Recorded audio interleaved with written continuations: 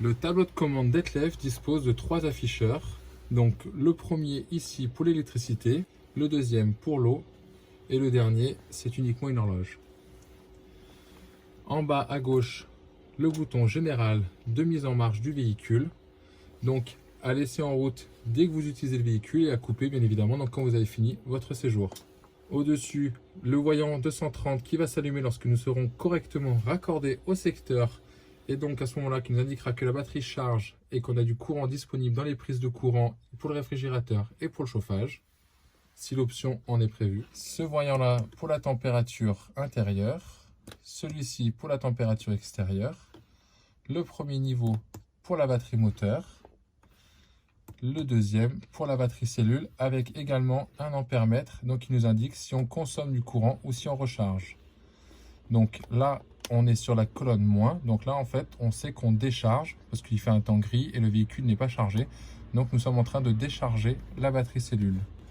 Lorsque l'on met le moteur en route ou lorsque l'on se branche en 230, ce voyant ici doit monter dans l'autre sens du coup pour nous indiquer qu'on charge. Également lorsqu'il y a la présence de soleil, si notre consommation n'est pas plus importante que ce que le soleil donne.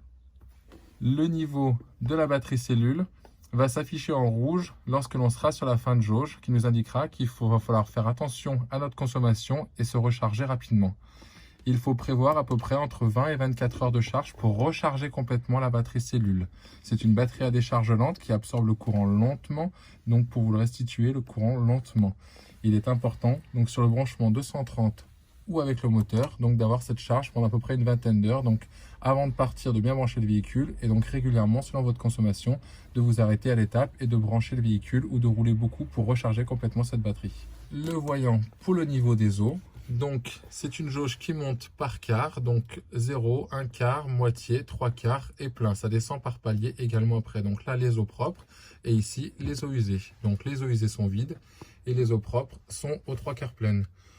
Lorsque l'on sera sur la fin des réservoirs d'eau propre, nous allons avoir un voyant rouge qui va clignoter. Et lorsque les eaux pleines vont être presque pleines également, un voyant rouge qui va clignoter.